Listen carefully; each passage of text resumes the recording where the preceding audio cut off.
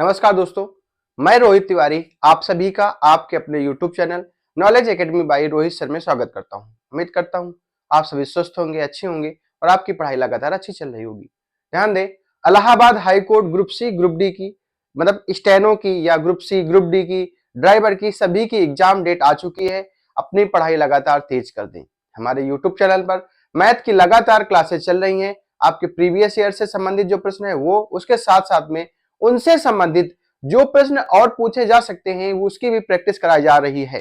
ध्यान दें, यदि आप चैनल पर नए आते हैं तो चैनल को सब्सक्राइब जरूर कर लें ताकि अब ज्यादा से ज्यादा जो क्वेश्चन होंगे आपके लिए दिए जाएंगे। ध्यान दें, अभी 10-12 क्वेश्चन प्रतिदिन कराए जा रहे हैं। अगर आपको लगता है कि इतना पर्याप्त नहीं है और क्वेश्चन की प्रैक्टिस करनी चाहिए तो कमेंट बॉक्स में तुरंत ही लिखें लगभग कितने क्वेश्चन होने चाहिए प्रतिदिन कि आपका पेपर अच्छे से हो जाए, आपके 25 में 25 नंबर लाए जा सकते हैं। ध्यान दें, अगर आप मैथ के शुरू से एक लगभग 24वीं क्लास है ये, अगर आपने 1 से 24 तक की पूरी क्लास पढ़ ली तो आप जो आने वाली क्लासें होंगी आपको समझ लीजिए कि जो अगर 15 क्वेश्चन 20 क्वेश्चन भी कराए जाएंगे, हम कह रहे 25 प्रश्न भी कराए जाएंगे तो आप 10 मिनट में सॉल्व कर लेंगे। ये हमारी जिम्मेदारी है, लेकिन उसके लिए आपको एक से पूरे लास्ट तक देखने पड़ेंगे क्योंकि उनके बीच में तरीके दिए जाते हैं जो आपके सारे प्रश्न को अच्छे से हल कर सकते हैं और जल्दी हल कर सकते हैं। अपनी पढ़ाई लगातार तेज कर दें, चैनल को सब्सक्राइब करें और वीडियो को अंत तक जरूर देखा करें। जल्दी जल्दी कमेंट बॉक्स में लिखें कि आपको प्रतिदिन कितने क्वेश्चन की जरूरत है, या एक क्लास की जरूरत है या छोटी छोटी 2 क्लास की जरूरत है। तुरंत आप अपने विचार जरूर कमेंट बॉक्स में लिखें। हम लोग स्टार्ट करते हैं पहले प्रश्न से। पहला प्रश्न है, उस रेखा का ढलान ज्ञात कीजिए। उस रेखा का ढलान ज्ञात कीजिए मतलब प्रवणता ज्ञात कीजिए जो बिंदु 5, -5, 3 और 2, 6 को जोड़ने वाली रेखा के लंबवत है। जोड़ने वाली रेखा के लंबवत है। देखिए, प्रवणता के 2 फार्मूले होते हैं, एक लंबवत एक समांतर। एक लंबवत एक समांतर। तो लंबवत में क्या होता है, m1 इंटू m2 बराबर -1, m1 इंटू m2 बराबर -1। जब समांतर की बात करेंगे तो m1 बराबर m2 होता है। जब m1 बराबर m2 होता है तो इससे 2 क्वेश्चन आते हैं। एक तो आपको समीकरण दे देगा उससे बताना है, या 2 बिंदु दे देगा उससे बताना है। तो समीकरण के प्रश्न पहले बताए जा चुके हैं। ये बिंदु से प्रश्न कैसे निकालते हैं देखिए। इसके लिए हमें m निकालना है। सबसे पहले हमें m निकालना है। m कैसे निकलेगा, m बराबर होता है y2 माइनस y1 बटे x2 माइनस x1। ठीक, ये नोट कर लेना है आपको। यहां से ये x1 है, ये y1 है, ये x2 है, ये y2 है। तो y2 है 6, समझिएगा y2 है 6, 6 माइनस 3 कितना हो जाएगा 3, 6 माइनस 3। अब x2 है 2 2 माइनस 5, तो माइनस 5 क्या हो जाएगा 7 हो जाएगा। देखिए, -2 माइनस 5 तो ये कितना हो जाएगा, ये टोटल हो जाएगा 7 प्लस का 7 हो जाएगा। तो ये हो जाएगा 7, ये क्या हो जाएगा 7। तो m1 आ गया 3/7। तो अब m2 बताना है। तो क्या हमने बताया था, m1 इंटू m2 बराबर -1। तो यहां से 3/7 बराबर m2 इंटू m2 बराबर -1। तो ये उधर चला जाएगा, m2 बराबर आ जाएगा -7/3। आपका ये आंसर हो जाएगा, खत्म, -7/3। अब आपने जैसे इसको 3/7 निकाला, आपको पता है m1 इंटू m2 बराबर -1 होता है। अगर ये समांतर कह देता, लंबवत की जगह में समांतर, तो वही मान हो जाता 3/7। ध्यान दीजिए कि 7/3 भी ऑप्शन में होगा, 3/7 भी ऑप्शन में होगा और आप दूसरा टिक करके चले जाएंगे। लेकिन ध्यान दीजिएगा, ये आपको देखना है लंबवत है तो माइनस का ये उल्टा हो जाता है, माइनस का 7/3 हो जाएगा। ये आपका आंसर हो जाएगा, इसकी जरूरत ही नहीं पड़ेगी। अगला क्वेश्चन, के का मान ज्ञात कीजिए। देखिए, तरीके 20 तरीके के क्वेश्चन हैं, 20 तरीके के हैं। पहले आप इसको सॉल्व करेंगे, फिर जो आएगा उसको पूरे को इसको सॉल्व करेंगे तो थोड़ा सा कठिन हो जाएगा। जब थोड़ा सा कठिन हो जाएगा, इसके लिए देखिए, अगर आपके पास ज्योमेट्री कोऑर्डिनेट ज्योमेट्री, ट्रिग्नोमेट्री, अगर आपको तरीके पता है तो इससे सरल कोई चैप्टर नहीं होता है या इससे सरल कोई मैथ नहीं होती है। बस ये तरीका होने चाहिए। तो सबसे पहले हमें कुछ नहीं पढ़ना है, हमें के का मान अगर ज्ञात करना है और कह रहा है वो तीनों ये संरेख है, तीनों एक संरेख है। तो हमें क्या करना है, पहले यहां से देखे y2 माइनस y1, तो माइनस का 2 माइनस का 5 कितना, माइनस का 2 माइनस का 3 कितना हो जाएगा, माइनस का 5। ठीक, ध्यान दीजिएगा, माइनस का 2 माइनस का 3 कितना हो जाएगा, माइनस का 5 बटे 6 माइनस के, 6 माइनस के बराबर। अब यहां से इसको करेंगे, इसको इससे कंपेयर करेंगे, 4 माइनस 3 कितना जाएगा, 1 बटे माइनस का 3 और माइनस का के, माइनस का 3 माइनस के। ठीक है, यही तो करते हैं। अब सॉल्व कर लेंगे, देखिए ये उधर जाएगा, 6 माइनस के उधर जाएगा, 1 से मल्टीप्लाई होगा, माइनस 5 माइनस 3 कितना होता है, माइनस माइनस प्लस हो जाता है मल्टीप्लाई में, 15 आ जाएगा। ठीक है, माइनस का 5 माइनस का के कितना जाएगा, प्लस का 6 सॉरी 5 के, 5 के, कोई दिक्कत। अब ये बताइए इसको उधर ले जाइए तो माइनस का 9 आ जाएगा। भाई देखिए 6 माइनस 15 ये इधर आएगा, 5 के प्लस के, ये माइनस का था इधर प्लस का जाएगा, तो 6 के बराबर माइनस का 9, के बराबर माइनस 9 बटे 6, 3 बटे 2 कितना आ जाएगा, माइनस का 3 बटे 2, माइनस का 3 बटे 2 नहीं ऑप्शन में, तो ई नंबर ऑप्शन हो जाएगा माइनस का 3 बटे 2। ये आपका आंसर हो जाएगा और इसको टिक करके निकल जाएंगे, बस इतना करना है। अगर आप तरीके से जाएंगे, आप बुक से जाएंगे, प्रीवियस ईयर का क्वेश्चन है, अगर आप बुक का सोल्यूशन देखेंगे तो थोड़ा सा कठिन हो जाएगा और आपका समय खराब हो जाएगा। तो ये ध्यान देना है, इसको इससे सॉल्व करने लेना है, बराबर कर देना है इसको इसके, बस खत्म। अगला क्वेश्चन, तीसरा नंबर, ये सभी के लिए इंपॉर्टेंट है, चाहे ड्राइवर के लिए हो, चाहे स्टेनोग्राफर के लिए हो, चाहे ग्रुप सी के लिए हो, चाहे ग्रुप डी के लिए।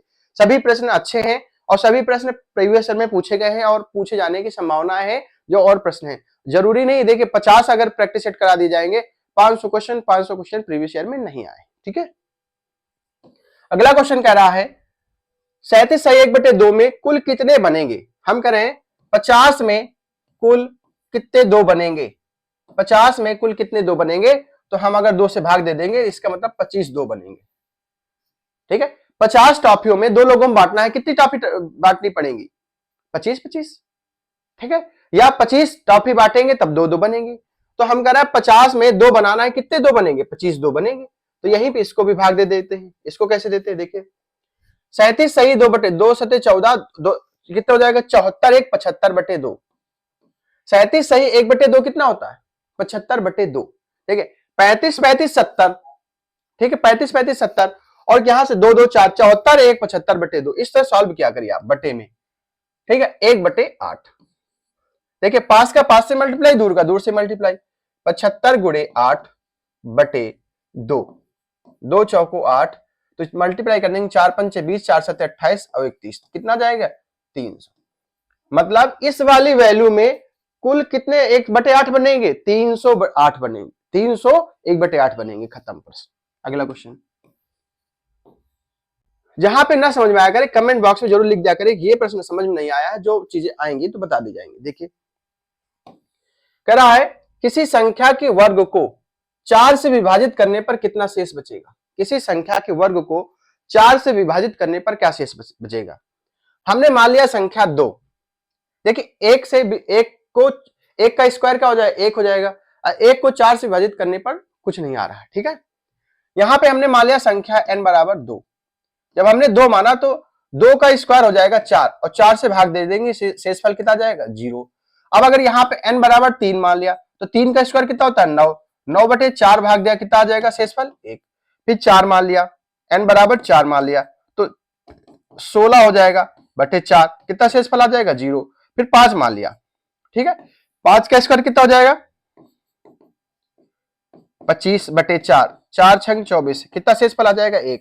या तो जब 4 किसी भी संख्या के स्क्वायर को 4 से भाग देंगे तो शेषफल क्या आ जाएगा 0 या 1, 0 या 1, क्या आ जाएगा शेषफल 0 या 1, ना तो 0 होगा ना तो 1 होगा, क्या हो जाएगा 0 या 1 दोनों होगा।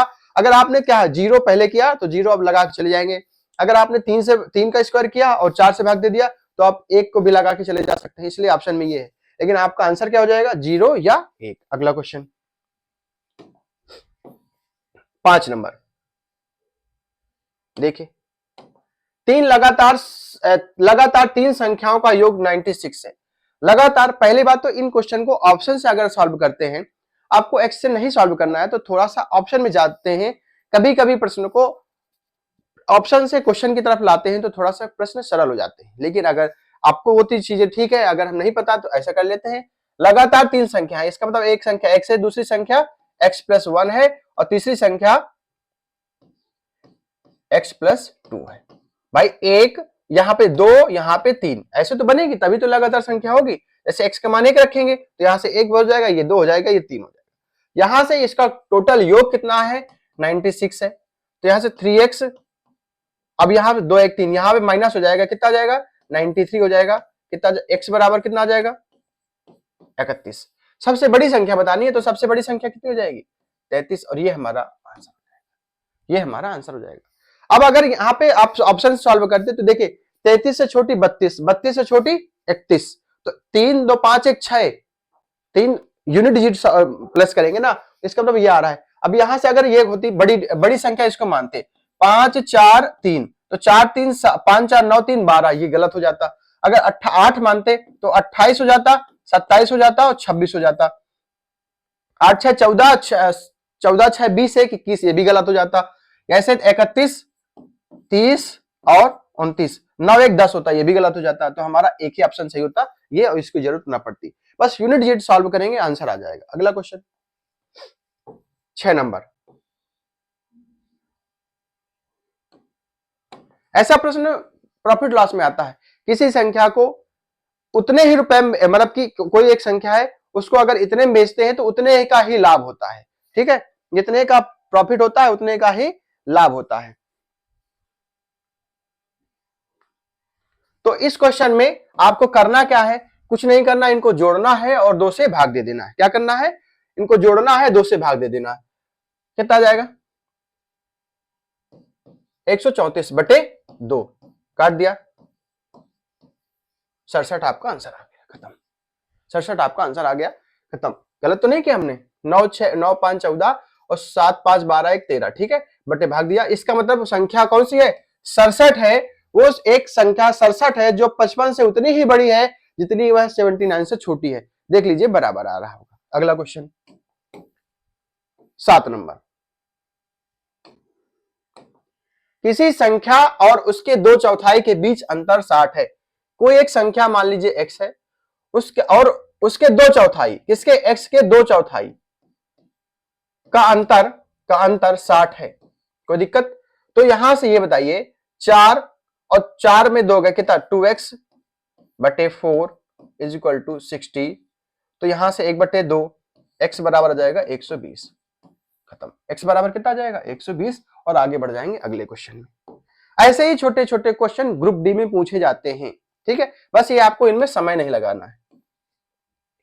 अगला क्वेश्चन देखिए, समांतर श्रेणी में 3 संख्याओं का योगफल 45 है।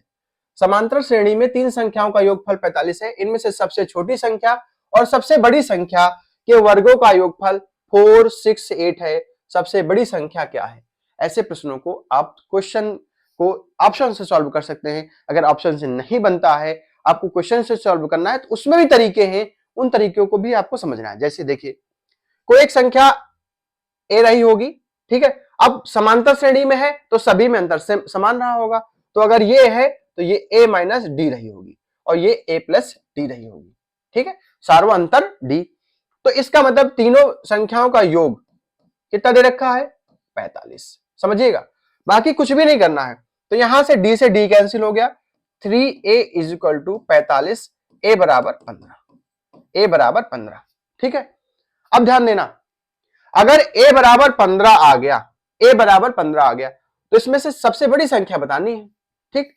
अगर ये 15 है तो ये 15 और ये 15 हमने लिख लिया, इसका मतलब 15 15 15 45 हो गया, ठीक है। अब यहां पे d है और यहां पे प्लस d जुड़ा है, जितना d माइनस है उतना d प्लस है। तो हम क्या करें, d का मान हमारा क्या होना चाहिए कि अगर उतना ही घटा दे उतना ही जोड़ दे तो 45 बना रहे। तो इसका मतलब इसमें से 3 घटाएंगे तो 12 हो जाएगा, ये 15 रहेगा, और इसमें से 3 जोड़ देंगे, कितना जाएगा 18। देखिए समांतर श्रेणी बन रही है, 12 3 15 3 18, इसका मतलब सबसे बड़ी संख्या कौन सी हो जाएगी 18। अब अगर इनके वर्गों का योगफल देखें तो 2 का स्क्वायर 4, हमने ऑप्शन से किया है। सबसे बड़ी संख्या, सबसे छोटी संख्या और सबसे बड़ी, 8 8 64, कितना जाएगा, 4 4 8 आ रहा है ऑप्शन में, आ रहा है, इसका मतलब ये हमारा सही है। अब आप क्या करते हैं, यहाँ पे इसका स्क्वायर करते, फिर इसका स्क्वायर करते, फिर ए का मान रखते, फिर बहुत बड़ा प्रश्न हो जाता। आप अपनी बुक में, प्रीवियस ईयर बुक में आप देख सकते हैं। आप ये भी ना करके आप अगर ऑप्शन पे जाते हैं तो ऑप्शन से भी इस प्रश्न को सॉल्व कर सकते हैं। कैसे, देखिए इसको, अगर इसको बड़ी संख्या मानेंगे या हम करें इसको बड़ी संख्या मान लेंगे, तो वहां पे रखेंगे और मल्टीप्लाई करेंगे तो गलत हो जाएगा, सॉरी ये गलत हो जाएगा। जो चारों ऑप्शन चेक करेंगे, जो सही होगा वही हमारा आंसर हो जाएगा। नहीं पता तो आप इस तरह से रख लीजिए, इसमें भी तरीका लगा लीजिए, जल्दी से प्रश्न सॉल्व हो जाएगा। अगला क्वेश्चन 9 नंबर, प्रतिस्थापन के बिना दो पत्ते, प्रतिस्थापन के बिना दो पत्ते 52 पत्तों के पैक से यदृच्छा निकाले जाते हैं। आप किस संभावना से कह सकते हैं कि दोनों पत्ते काले हैं, दोनों पत्ते काले हैं। देखिए ताश की गड्डी में जिसको पता है तो ठीक है, नहीं पता तो अच्छी बात है, हम आपको बता रहे हैं। ताश की गड्डी में क्या क्या होता है, पान के पत्ते 13 होते हैं, चिड़ी के पत्ते 13 होते हैं, ईंट के पत्ते 13 होते हैं, हुकुम के पत्ते 13 होते हैं, सभी 13 13 होते हैं। उनमें से जो पान और ईंट होता है वो रेड कलर का होता है, हुकुम और चिड़ी ब्लैक कलर की होती है, हुकुम और चिड़ी ब्लैक कलर की, तो कह रहा है काले कलर की। हम अभी आपको प्रायिकता पढ़ा देंगे, परेशान होने की जरूरत नहीं है। दोनों पत्ते काले हैं, इसका मतलब 13 और 13 26, 13 और 13 26। अब अगर आप यहां से इस प्रश्न को अगर आप उससे सॉल्व करेंगे तरीके से तो थोड़ा सा कठिन हो जाएगा। देखिए कैसे, 26 निकालेंगे, 26 में से 2 निकालेंगे, ठीक है, और यहां टोटल में 52 में से 2 निकलेंगे, तो आप यहां से सॉल्व करेंगे 26 फैक्टोरियल बटे 2 फैक्टोरियल इंटू 24 फैक्टोरियल, इस तरह सॉल्व करते हैं। यहां से 52 फैक्टोरियल बटे 2 फैक्टोरियल इंटू 50 फैक्टोरियल, इस तरह सॉल्व करेंगे। इस क्वेश्चन को सॉल्व करते चले जाएंगे और तब आपका आंसर निकलेगा। लेकिन आप सोचिए, थोड़ा सा दिमाग लगाइए, थोड़ा सा ये दिमाग लगाना है। 52 पत्तों के पैक से निकाले जाते हैं, ठीक है। आप किस संभावना से कह सकते हैं कि दोनों पत्ते काले हैं, ठीक है। तो पहला पत्ता हमने अगर निकाला, पहला पत्ता हमने निकाला तो 26 में से 52 में से 52 में से 26 पत्तों से निकालना, तो एक पत्ता हमने निकाला 26 बटे 52 गुणे, ठीक है। अब एक मान लीजिए चिड़ी निकल गया ईंट का, मतलब उसने ब्लैक कलर का है, 26 में से ब्लैक कलर का है, ना चिड़ी का है ना हुकुम का है, तो एक पत्ता हुकुम का निकल गया, मतलब यह किसी का ब्लैक कलर का निकल गया, तो बचा कितना, 25 पत्ते बचे। फिर 25 में से, उस 25 ब्लैक में से और इस टोटल में से कितने बचे, 51 बचे। टोटल में से कितने बचे, 51 में से बचे, 26 दूनी 52, कितना जाएगा 25 बटे 102, खत्म आंसर, ठीक है। हम प्रायिकता बहुत जल्द 1-2 दिन में आपके लिए प्रायिकता के क्वेश्चन लेके आएंगे, क्योंकि आपके पेपर में प्रायिकता से एक प्रश्न जरूर पूछा जाएगा, हो सकता है 2 प्रश्न भी पूछे जा सकते हैं, ठीक है। इस प्रश्न को आप ऐसे समझ सकते हैं। अगर नहीं समझ में आए कमेंट बॉक्स में जरूर बताएं, हम दोबारा से इस प्रश्न को दोबारा अगले वीडियो में बता देंगे। अगला क्वेश्चन ऐसे ही सेम टू सेम, देखिए ताश की गड्डी से एक पान और एक हुकुम का पत्ता निकालने की क्या प्रायिकता है, इसको ध्यान देना है। अगर यहां पे और होता तो दूसरा कुछ होता, और OR और एंड है तो दूसरा कुछ होता। देखिए ध्यान दीजिएगा, ताश की गड्डी से एक पत्ता पान और एक पत्ता हुकुम, तो हुकुम कितने पत्ते होते हैं, 13 पत्ते होते हैं, पान कितने पत्ते होते हैं, 13 पत्ते होते हैं। तो एक बार 13 में से 52 में से 13 निकाले गए, ठीक है, उसमें से एक पान निकाला गया, ठीक। दूसरी बार बचा कितना, टोटल में से 51 बचा, टोटल में से 51 बचा, लेकिन पान का कितना है 13, 13 चौको 52, 13 चौको 52। अब यहां पे आप 13 गुणे 4 और गुणे 51 करेंगे तो यहां से ऑप्शन कुछ नहीं मिलेगा। क्यों नहीं मिलेगा, क्योंकि गलत है अभी। आप ये बताइए, देखिए ध्यान दीजिएगा, पहले आप हुक्म, मान लीजिए आपने पहले 13 में से 52 में से 13 पत्ते निकाले, तो वो क्या जरूरी है, हुकुम है या पान है, हुकुम है, ये हमने कहना, मान लीजिए पहले हुक्म निकल गया, दूसरी बार पान निकल गया। ये भी तो कह सकते हैं कि एक बार पान निकल गया, पहली बार पान निकल गया और दूसरी बार हुक्म निकल गया, उल्टा तो हो सकता है, ये भी तो हो सकता है। या